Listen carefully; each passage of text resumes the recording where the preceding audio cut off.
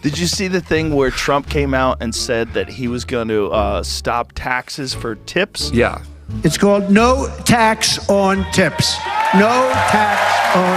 That was like a month and a half ago. Yeah, and then she came out and said she's going to do it. And eliminate taxes on tips for service and hospitality workers. And everybody cheered as if it was her idea. But here's the problem. In 2022, she was one of the deciding votes to go after people that were not reporting their tips. Was that on the Inflation Reduction Act or the Green New Deal? I think it was one of the same. Right. She was the tiebreaker. Yeah, exactly. So they're going to tax the business instead, which in turn taxes the workers that are there. Well. The Kamala phenomenon, the cacklementum, it's all over. It's over. Now, I think that the betting markets are about as reliable as polling data. They're at best directional. Okay. The betting markets, the RCP average of polls, all of this stuff they're meant to be viewed as content. They're meant to be viewed as, conversational pieces. They don't mean diddly squat. All right.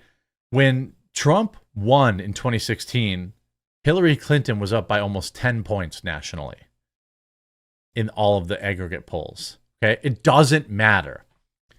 But what we can say is we can look at the Kamala phenomenon or the cacklementum and see what's happened. Because they tried to hide this woman. They tried to hide her and hide her good, just like they did with Biden, because they didn't want the American public to realize that he was literally a head of lettuce. At one point, when the switch was made, to bring Harris in, she rocketed to as much as nearly a 10-point lead in the national betting markets. 53-45, 52-45, 50-46, just absolutely crushing, right? Well, right now, they're basically dead even. Why? Because she opened her mouth. Michael Malice, the power of propaganda. Do Americans have a favorable or unfavorable opinion of Kamala Harris? Everyone hates Kamala Harris, terrible, sub 40 ratings. And then, oh my God, she's the joy candidate. She's your wine aunt who's drunk every day for lunch. Suddenly she's 44.5% favorable. Still far less than Trump. But that's the power of propaganda. Shout out Michael Malice. Try to have him on the show this week, by the way. As I wrote, this too will correct. I suspect it will plummet post-DNC. The betting markets have already adjusted bigly. The polling will trail 1 to 2 weeks behind these numbers, and Michael Malice, who's far smarter than I am on politics, wrote, I couldn't agree more, and then shared this chart of Kamala in orange. The Kamala phenomenon during the 2020 run-up, it had this inexplicable spike right before the debates. Then she ran into Tulsi Gabbard and sunk lower than 5% after running up against Tulsi Gabbard, who, by the way, Trump brought in for some debate prep. I hope he listens to her. By the way, the DNC this week, I don't know if you know this, again, I am very moderate in terms of my body, my choice, this, that, and the other thing. Hey, I don't want to get the jab, so my body, my choice. You want to do whatever you want with your fetus, your body, your choice, okay? Except the left doesn't agree with that. But anyway, this is what's happening at the DNC. And they think this is going to play well with Democrat voters. All free vasectomy and medication terminations of pregnancies are filed for our mobile health clinic in Chicago. Check back soon. We'll share. They're literally having a mobile baby terminator and by the way, I 100% support liberals getting their free vasectomies. If I could pay for a few more of them, I would be happily do. But they think this stuff is going to play with liberals. Bro. regular liberals, like actual, right, hey, I like the environment, I'm anti-censorship, they are not in favor of baby terminating RVs. This is insane. Donald Trump tweets this picture of Kamala Harris in Chicago for the DNC. 512,000 likes. She's literally a communist. Donald Trump is going to pound this and pound this. By the way, if I can offer any advice to the Trump campaign, I know obviously they must watch all of my videos. Stop calling her a liberal. She's not a liberal. She's a radical socialist communist. That's what you need to call her. Don't call her a liberal. Because you know what? I called myself a liberal when I voted for Donald Trump in 2016. There are a lot of liberals who are like, I'm not cool with baby destruction mobile machine, RV.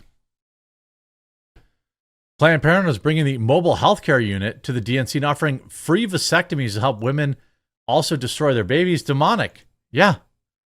Hold your spot. Got to do that. How about this? Joe Rogan goes after Kamala Harris for stealing Trump's no tax on tips. Here's the problem. In 2022, she was the deciding vote to go after people who were not reporting their tips. It's hilarious that 2 years later, she's acting like this is her idea.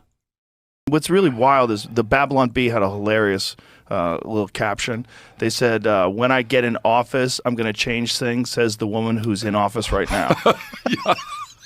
Because she's in office. Yeah. She's talking about fixing all these things. Yeah. Like, hey, from you're day one, literally the vice president. On day one, I'm going to really do something about the border. But says you the are borders are essentially the president right now. Yeah. This is so fucking crazy. You'll be the president for 5 more months. Yeah. This is so nuts. But yeah, she's flipped on everything except for plastic straws. She still wants to get rid of those. This is what I'm saying. When people say that, like, Joe Rogan said RFK. Okay, fine. He did say RFK. All right. But he also has Dennis Quaid on his show, who has who's very pro-Trump. So to me, it's very obvious that Joe Rogan is pro-Trump. Did you see the thing where Trump came out and said that he was going to stop taxes for tips of hospitality workers, and you wouldn't tax them on tips anymore? Yeah, that was like a month and a half ago. Yeah, and then she came out and said she's going to do it. Right. And she's going to stop tips. And everybody cheered as if it was her idea. But here's the problem. In 2022, she was one of the deciding votes to go after people that were... 30 million people just heard that. This is why I don't like when the right, and I don't want to name names or anything, but when the right was going after Joe Rogan, I'm like, stop. He's red pilling tens of millions of normies every day. He may not endorse Trump. He may not like Trump, but he certainly isn't doing long-winded anti-Trump segments. He's doing it for Joe Biden and Kamala Harris. I'm sorry, Kamala. They're not reporting their tips. Was that on the Inflation Reduction Act or the Green New Deal? I think it was one of the same. Right. She was the tiebreaker. Yeah, exactly. So they're going to tax the business instead, which in turn taxes the work. Also, Kamala Harris runs out absolutely moronically the $25,000 tax credit for new home buyers, as if the only people, by the way, that this would appeal to they're not smart. And I'm being very, I had to really dial it back, that they are not smart. Okay. Do you know what a $25,000 tax credit on first-time home buyers will do to the home market? Let me tell you quite simply. It will simply increase the price of homes that are already scarce and are already at high-level bubble prices. It's just going to increase them 25 grand. Literally nobody wins. You have to be an actual moron to think that policy is any good. And of course, communism was trending #1 on X all weekend long. Here's a great fact. Income required to afford an average house in the United States in 2020 was $53,700 average income per year. Just 4 years later, it would take $121,000. Imagine voting. Like, I don't like being mean to people because I know there are a lot of moderates that watch my videos, but like, come on. Like, I'm not a Republican. I'm a Trump guy, you know, and whoever the Republicans run after Trump does not guarantee to have my vote. But Kamala Harris will destroy this country. And she's only going to get one term. So if she wins, she's going to get one term and she's going to drive this country into the toilet. How about this clip? Kamala Harris supporters can't name a single accomplishment. What Kamala Harris's greatest accomplishment has been as VP? I mean, honestly, I'm not too into politics. I'm just here for the vibe. Oh, he's just here for the vibe. He's just here for the vibe.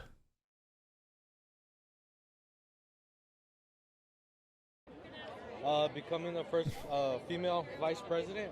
So becoming the VP is the best accomplishment? Yeah, absolutely. Being a good person. Being a good person? Good person. Can you name one good thing she did? Yeah, she's I don't know. She seems really good for women. Oh, she seems really good for women. Kamala's, like, top accomplishment, you think? I can't say anything right now. Oh. Give me a second. No, you can't. You can't name a single accomplishment this woman has ever done because she hasn't. Oh, by the way, she also wants to confiscate patents owned by individuals and companies for their products. Communism.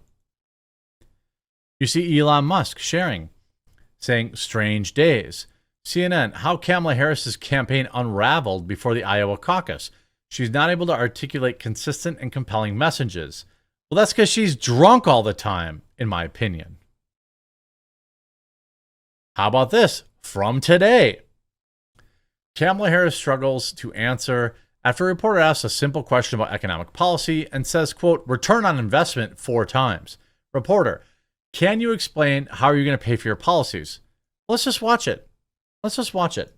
You unveiled some economic policies last week. Yeah.